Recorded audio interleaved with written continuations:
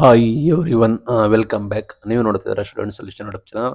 ಇವತ್ತಿನ ವಿಡಿಯೋದಲ್ಲಿ K A not updated details ಅಂತ ಕೂಡ ಬರ್ತಿದೆ ಕೆಲ ವಿದ್ಯಾರ್ಥಿಗಳಿಗೆ. ಇನ್ನು ಕೆಲವು ವಿದ್ಯಾರ್ಥಿಗಳು ಡಿ ಬಿ ಟಿ ಪುಷಸ್ ಆಗಿ 1 ವರ್ಷ ಕೂಡ ಆಗಿದೆ, ಅಮೌಂಟ್ ಯಾವಾಗ ಬರುತ್ತೆ ಏನು ಅಪ್ಡೇಟ್ ಅಂತ ಹೇಳಿ ತಿಳಿಸ್ಕೊಟ್ಟಿದ್ರು. O B C S C S T minority ವಿದ್ಯಾರ್ಥಿಗಳಿಗೆ ಅದನ್ನು ಕೂಡ ತಿಳಿಸ್ಕೊಡ್ತೀನಿ. ಚಾನಲ್ಗೆ ಸಬ್ಸ್ಕ್ರೈಬ್ ಆಗಿ ವಿಡಿಯೋ ಎಷ್ಟಾದ ಲೈಕ್ ಮಾಡಿ. ಇಲ್ಲಿ ಸಾಕಷ್ಟು ವಿದ್ಯಾರ್ಥಿಗಳಿಗೆ ಏನಾಗಿದೆ ಅಂದರೆ ಫ್ರೆಶ್ ಅಪ್ಲಿಕೆಂಟ್ಸ್ಗಳಿಗೆ ಅವ್ರಿಗೆ ಬಂದ್ಬಿಟ್ಟು ಕೆ ಇ ಬಂದ್ಬಿಟ್ಟು ಡಾಟಾ ಬಂದ್ಬಿಟ್ಟು ಅಪ್ಡೇಟ್ ಕೂಡ ಮಾಡಿಲ್ಲ. ಅವರು ಅಪ್ಲಿಕೇಶನ್ ಹಾಕಬೇಕಾದ್ರೆ ಲೈಕ್ ನಿಮಗೆ ಮೋಡ್ ಆಫ್ ಅಡ್ಮಿಷನ್ ನೀವು ಥ್ರೂ ಕೌನ್ಸಿಲಿಂಗ್ ಎಲ್ಲ ಕೊಟ್ಟು ನೀವು ನಿಮ್ಮ ರಿಜಿಸ್ಟ್ರೇಷನ್ ನಂಬರ್ ಹಾಕಿದಾಗ ಅಲ್ಲಿ ಬಂದ್ಬಿಟ್ಟು K E not updated your details ಅಂತ ಕೂಡ ಬರ್ತಾ ಇದೆ. ಇದು ಬಂದ್ಬಿಟ್ಟು ಇಂಥ ವಿದ್ಯಾರ್ಥಿಗಳು ಏನು ಮಾಡಬೇಕು ಅಂತ ಕೇಳ್ತಾ ಇದ್ದಾರೆ. ಇದು ಬಂದ್ಬಿಟ್ಟು ಜೆನ್ಯೂನ್ ಆಯ್ತಾ, ಇದು ಕಾಮನ್ ಆಯ್ತಾ, ಇದು ಕಾಮನ್ನು, ಇದು ವರ್ಷ ಈ ರೀತಿ ಆಗುತ್ತೆ, ಇದೇನು ಹೊಸದಲ್ಲ ಆಯ್ತಾ.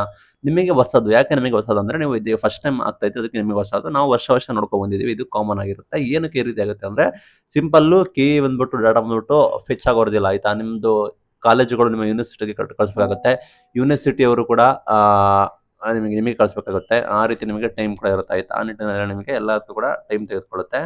ಆ ನಿಟ್ಟಿನಲ್ಲಿ ನಿಮಗೆ ಬರೋದು ಲೇಟ್ ಆಗುತ್ತೆ ಆಯ್ತಾ. ಹೇಗೆ ಅಂದರೆ ನಿಮಗೆ ಯೂನಿವರ್ಸಿಟಿಯವರು ಅಪ್ಡೇಟ್ ಮಾಡೋದು ಲೇಟ್ ಆದರೆ ನಿಮಗೆ ಆ್ಯಸ್ ಯೂಶುವಲ್ ಲಾಸ್ಟ್ ಡೇಟ್ನ ಎಕ್ಸ್ಟೆನ್ಷನ್ ಕೂಡ ಮಾಡಬೇಕಾಗುತ್ತೆ. ಬೇರೆ ಆಪ್ಷನ್ಸ್ ಇಲ್ಲ, ಅವರು ವರ್ಷ ಮಾಡ್ತಾರೆ ಆಯಿತಾ. ಯೂನಿವರ್ಸಿಟಿ ಅವರು ಅಪ್ಡೇಟ್ ಮಾಡಿದ ನಂತರ ನೀವು ಅಪ್ಲಿಕೇಶನ್ ಹಾಕ್ಬೋದು. ಈಗ ಲಾಸ್ಟ್ ಡೇಟ್ ಬಂದ್ಬಿಟ್ಟು ಇನ್ನು 3 ಡೇಸ್ ಇದೆ ಒ ಬಿ ಸಿ ಅವರಿಗೆ, ಇನ್ನು ಬೇರೆ ವಿದ್ಯಾರ್ಥಿಗಳಿಗೆ ಟೈಮ್ ಇದೆ. ಮೈನಾರಿಟಿ ಅವರಿಗೆ 8 ಡೇಸ್ ಕೂಡ ಇದೆ, ಟೆಕ್ನಿಕಲ್ ಎಜುಕೇಷನ್ ಕೂಡ 8 ಡೇಸ್ ಕೂಡ ಇದೆ, ಬ್ರಾಹ್ಮಣ ವಿದ್ಯಾರ್ಥಿಗಳಿಗೆ ಕೂಡ 8 ಡೇಸ್ ಬಾಕಿ ಇದೆ. ಆ್ಯಂಡ್ ಉಳಿದ ವಿದ್ಯಾರ್ಥಿಗಳಿಗೆ ಆರ್ಯ ವ್ಯಾಸ ಕಮ್ಯುನಿಟಿ ಕೂಡ 8 ಡೇಸ್ ಬಾಕಿ ಇದೆ. ಆ್ಯಂಡ್ ಅಲ್ಲಿ ಸೋಷಿಯಲ್ ವೆಲ್ಫೇರ್ ಡಿಪಾರ್ಟ್ಮೆಂಟ್ಗೆ ಟೈಮ್ ಇದೆ, ಆಯುಷ್ ವಿದ್ಯಾರ್ಥಿಗಳಿಗೆ ಟೈಮ್ ಇದೆ ಆಯ್ತಾ. ಈಗ ಏನು ಮಾಡ್ತಾರೆ ಅಂದರೆ ಎಲ್ಲರಿಗೂ ಕೂಡ ಲಾಸ್ಟ್ ಡೇಟ್ನ ಎಕ್ಸ್ಟೆನ್ಷನ್ ಮಾಡಿದ್ರು ಕೂಡ ಕೆಲವರಿಗೆ ಮಾತ್ರ ಎಕ್ಸ್ಟೆನ್ಷನ್ ಕೂಡ ಮಾಡುವ ಸಾಧ್ಯತೆ ಕೂಡ ಇದೆ. ಲೈಕ್ ಅವರು ಕಂಡೀಷನ್ಸ್ ಹಾಕಿ ನೀವು ಅಪ್ಲಿಕೆಂಟ್ಸ್ನಲ್ಲಿ ಆ ರೀತಿ ಹಾಕಿ ಹಾಕ್ಬೋದಾಯ್ತಾ.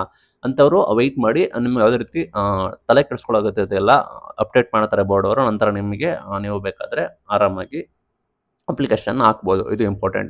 ಇನ್ನು ಸಾಕಷ್ಟು ಜನ ಡಿ ಬಿ ಟಿ ಪುಷಸ್ ಆಗಿದೆ ಅಂತ ಕೇಳ್ತಾ ಇದ್ದಾರೆ. ಇದು ಬಂದ್ಬಿಟ್ಟು ಕಾಮನ್ ಮಿಸ್ಟೇಕ್ ಆಗಿದೆ. ವರ್ಷಾನುಗಟ್ಟಲೆ ಕಾಯ್ತಾ ಇದ್ದಾರೆ. ಸರ್ಕಾರದವರು ನಿಮ್ಗೆ ಗೊತ್ತಿರೋ ಹಾಗೆ ಗ್ಯಾರಂಟಿ ಕೊಟ್ಟಿರೋ ಕಾರಣ ಸರ್ಕಾರದ ಹತ್ರ ಬೊಕ್ಕಸದಲ್ಲಿ ಹಣ ಇಲ್ಲ ಆಯ್ತಾ. ಹಣ ಇಲ್ದಿರೋ ಕಾರಣ ವಿದ್ಯಾರ್ಥಿಗಳಿಗೆ ದೊಡ್ಡ ಸಮಸ್ಯೆ ಆಗಿದೆ, ಹೊಡ್ತಾ ಇದೆ ಅಂತ ಹೇಳ್ಬೋದು. ಸ್ಕಾಲರ್ಶಿಪ್ ಅವಾಗ ಬರುತ್ತೆ, ಇವಾಗ ಬರುತ್ತೆ, ನಾಳೆ ಬರುತ್ತೆ, ನಾಡ್ದು ಬರುತ್ತೆ ಅಂತ ವಿದ್ಯಾರ್ಥಿಗಳು ಕಾಯ್ತಾ ಇರ್ತಾರೆ. ನಾವು ನಿಮಗೆ ವಿಡಿಯೋ ಮಾಡಿ ಹೇಳ್ತೀವಿ ಅವಾಗ ಬರ್ಬೋದು, ಇವಾಗ ಬರ್ಬೋದು ಅಂತ. ಇಲ್ಲಿ ನೋಡೋದಾದ್ರೆ ನಾವು ಸರ್ಕಾರದವರು ಈ ದಿನಾಂಕದಲ್ಲಿ ನಾವು ಬಿಡುಗಡೆ ಮಾಡ್ತೀವಿ ಅಂತ ಘೋಷಣೆ ಕೂಡ ಮಾಡಿಲ್ಲ ಆಯ್ತಾ. ಇದು ನಿಮಗೆ ರಿಯಾಲಿಟಿ. ಸರ್ಕಾರದವರು ಹಣ ಬಂದಾಗ ಮಾತ್ರ ಬಿಡುಗಡೆ ಕೂಡ ಮಾಡ್ತಾರೆ. ಅವರು ಗ್ಯಾರಂಟಿ ಯೋಜನೆಗಳಿಗೆ ಬರೀ ಗೃಹಲಕ್ಷ್ಮಿ ಯೋಜನೆಗೆ ಒಂದು ತಿಂಗಳಿಗೆ 2,500 ಕೋಟಿ ಕೊಡ್ಬೇಕಂತ ಆಯ್ತಾ.